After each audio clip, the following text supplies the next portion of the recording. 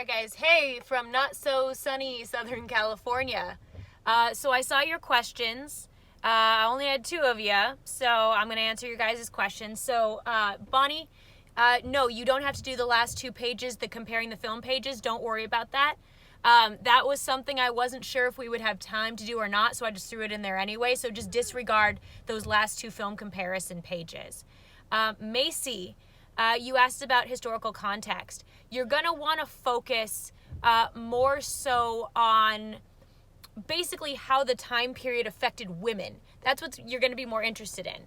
So how does the Victorian era affect how Jane acted? So for example, she's very aware of class. She's very aware of the traditional institution of marriage.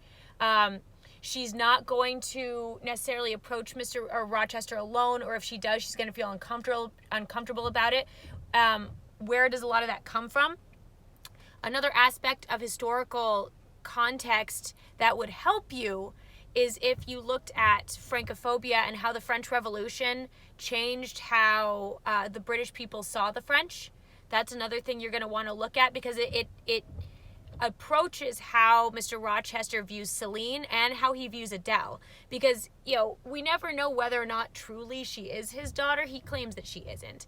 But we never really know, and I don't think he gives her a fair shake, primarily because she is French and because she reminds him of her mother, who was very loose and was going with other men and stuff like that, which is what people were afraid of French women doing, having that mysterious aura about them that just drew people to them that wasn't traditional society.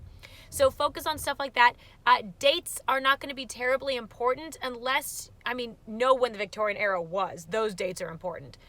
But I don't need to know exactly when Rousseau wrote his piece. I don't need to know exactly when Mary Wollstonecraft.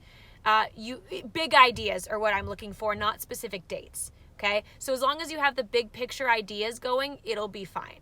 All right? I hope that answered your questions. I hope you guys are having a good break, and I'll see you next week.